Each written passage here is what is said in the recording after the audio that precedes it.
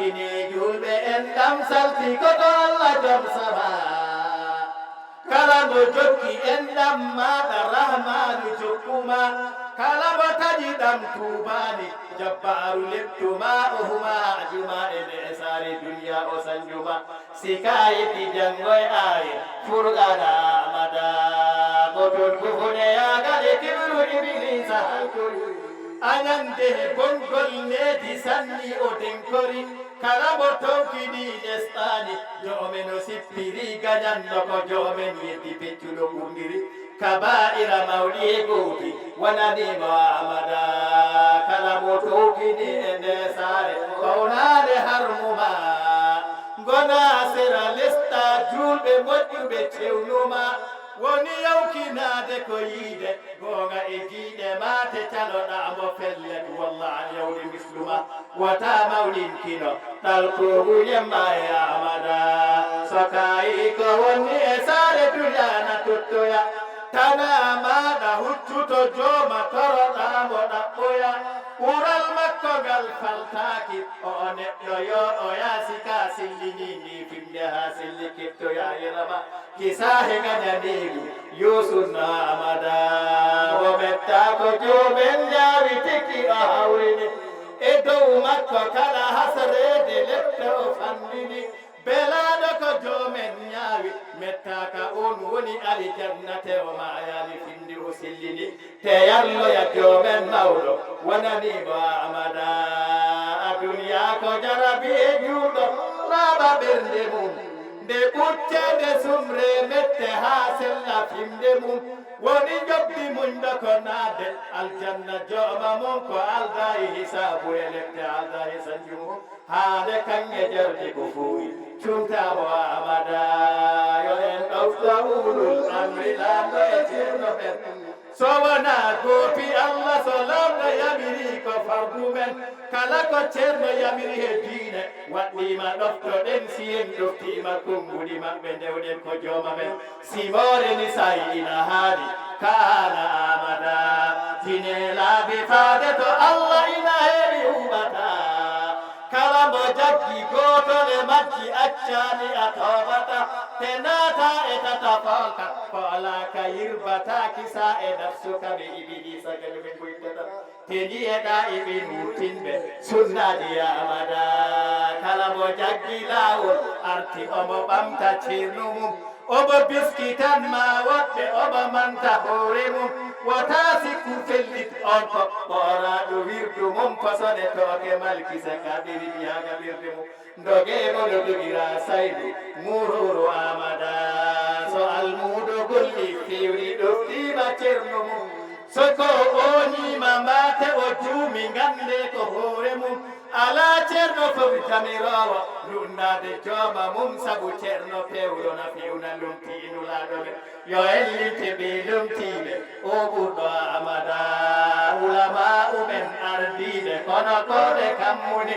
ala hende wawa hollu illa so niɗɗini bo ardite anda a huuɗe majjite majjinibo ceerna ani aslu e farɗu sona haala finnino bo wawa adiyam sona yolta yoloto amada wota komu yolen komu duniya agoɗere kisal ma yo won sohla wota mere yoɗi tan ñande julɓe pottindindi gonga ko goto tante kala ɓurɗo sa gonga animaya e limse tan ɗale mere nangene gonga ñembene amada aya rabbana aya juuɗo tagore fo tekkisnamo kaɓe aaliɓe makko e saabi fof kame tabiina e tabiina wuliɓe fof ɓe dokkaɓi battane moƴƴe dokkaɗi julɓe fof salatan wa tasliman ala abriya amada ko ala hajji woni ngalu diine ngalu rewɓe Allah fof ko kimmirɗo ittude jaaru nuɗinde laabi fof e feetinde kala ooliɗo garewde ɓurɗo fof e tindinde wottinde noon bawɗo tanɗo fof o wi enɗane kala huunde jaggene amada e maɗa gaño seyhu alhamdu himme ma mi woni ɗo jomam takko laataki himmema na woni deddide e haɗu ɗoftiɗo sunnama kana ko aduna he koɓuɗen woni himmema ya andu ɗum woni piiɗi halkare an gaño amada mo ani cheikhu amadou ma o ma he sunno mum sabu laabi joomen bawɗo jeyi laamu mum ko dokkoro on mo haaji kala e yimɓe mum aydan mo haɗa on mo haaji haɗguri dukki mum gande e ko kam yiɗi rokki dem cheikhu amada alyawma tawi lamdama woni gando asru men ha ronki ɗon jabade on kanko ceerno men o rumti o joopi goɗɗo sabu ande ceerno men o joopimo tan sabu hollidde on woni gando men mi luttofo mi jogoɗo amada diya uko deftere maɗa windade jungo ma ulama umen ndendi ɓe jettoyi golle ma ɓe neldide tuuni saɓarbu funnagi leydi ma ɓe jeeɗi ɓe tottoyi misra ulama u asruma ala goto fof lundiɗo ɓe mbi haqqu amada nde accani huuɗe e gande garɗi e bindi ma gila e fannuma soko dawla tariha asluma sikoluji ilmun nafsu zailuji arduma asiya'u ilmu ɗibbi zilmuzi fulkuma wanafigu gandal dine jeɓaɗo amada mimiji imañal mula janu ƴeftede ruhu am ñande julɓe potti ndemde ina coppa ɓamri am nde jogoɓe jogi gadde ina loota goski am mimico ñalngu hasbede golle am yo taw golle am ina hawri heyamirore amada biɗo ñaagima a wahabu am jeyɗo binde fof ñande kammo jaggina yerɓa ha dille ardu pop malaikoji mbaɗi sappeji ardinde leɗɗi pop haala mo hooti to joma jeyɗo ɓaharu haru fof mi yaccomi jaggo e wala bo dem seego amada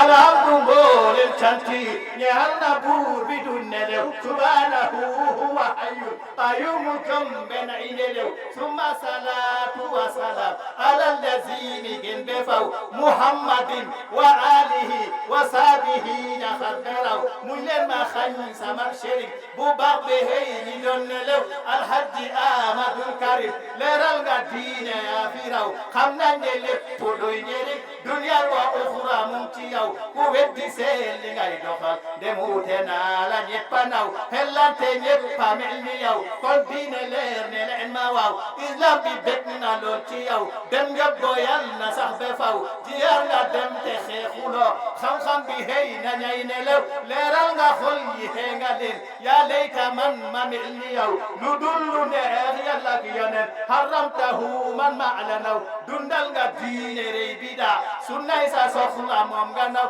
kum soob na huur beneen sey man maa ngi diigu maa ngi ci yow te ñaan ci yàlla mi maye mu may la fan yu dey ni taw ndagam sëriñ nga soxla woon waa jaangi nii leen bum la raw salma tashaa'u kon nga xam bi ay fannin kon nga naw shara nga teere bi yàlla bi say naw le yeer ko nen la wa sigil nga réew mi say xudem jazaka rabbana be faw sa fanni yàlla mel ni doj ànd ak teraanga ak karama bi jaahi sayyidil umam muhammadin mi gën be faw te may la mujj gu rafet gannaaw bu fan day ni taw maal usulu ak furu ak soppi